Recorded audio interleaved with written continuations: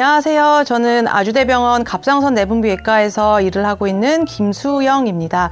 이 갑상선은 이제 기도 앞에 이제 나비 모양으로 위치를 하고 있고, 갑상선 호르몬을 만들고, 이 갑상선 호르몬은 저희 몸에서 이제 오케스트라의 지휘자 같은 역할을 하고 있습니다. 몸 어떤 곳에도 영향을 안 미치는 곳이 없을 정도로 굉장히 중요한 호르몬을 분비하는 기관이다라고 보시면 될 것 같습니다. 그래서 오늘은 이 갑상선에 주로 생기는 갑상선 암에 대해서 말씀을 드리겠습니다.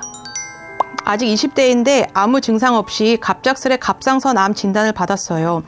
수술을 앞두고 너무 긴장되고 떨리는데 주변에서는 갑상선 암은 암도 아니다, 착한 암이다 라는 말 때문에 제 걱정이 유난인가 생각도 듭니다. 임파선에 전이가 있다고 하는데 어떻게 해야 하나요? 갑상선 암이 이제 착한 암, 거북이 암이라고 알려진 이유는 갑상선 암의 90%가 유두암인 종류고요. 유두암이라는 종류는 이제 상당히 천천히 진행이 되는 걸로 알려져 있고 5년 생존율은 100%로 알려져 있습니다. 그만큼 이제 예후가 좋기 때문에 좋은 암이다라고 얘기를 하는데 좋은 암은 사실 없습니다. 어떤 암이더라도 전이가 될 수가 있고 진행이 될 수가 있고 그리고 사망에 이를 수도 있기 때문에 좋은 암이라는 것은 없다고 보시면 될 것 같습니다. 갑상선 암은 초기에는 증상이 없는 경우가 대부분입니다. 그러니까 증상이 생길 정도로 진행이 많이 됐을 경우에는 사실 초기라고 보기는 어렵고요. 증상이 없기 때문에 초음파를 통한 건강검진에서 발견되는 경우가 대부분입니다. 내일 건강검진. 네. 한 번 안 해보셨으면 해보시는 게 좋을 것 같아요. 가장 흔한 연령대는 40대에서 50대 정도로 볼 수가 있는데요.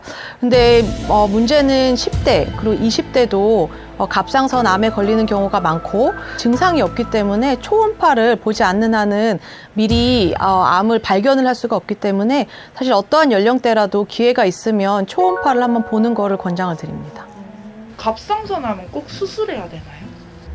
일단 갑상선 암의 이제 1차적인 치료는 수술이긴 합니다. 그래서 수술이 가장 중요한 치료기는 하지만 최근에는 이제 갑상선 암을 수술을 하지 않고 이제 좀 지켜보는 경우도 있긴 합니다.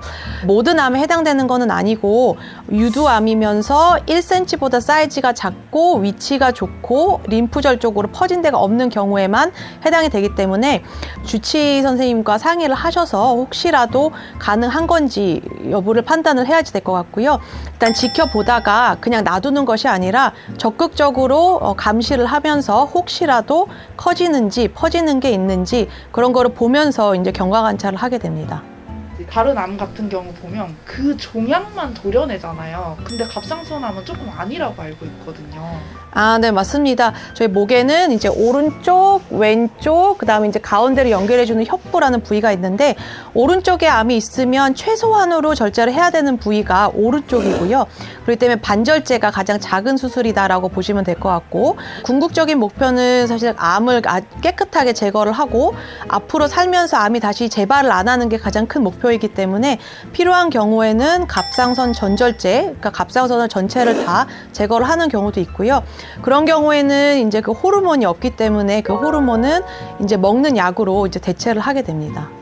그런 경우에는 갑상선 호르몬제를 평생 먹어야 되나요? 네, 갑상선 호르몬 없이는 살 수가 없기 때문에 갑상선 전절제를 해서 갑상선을 다 제거를 한 경우에는 호르몬제를 이제 평생 먹어야 되는 상황이고요.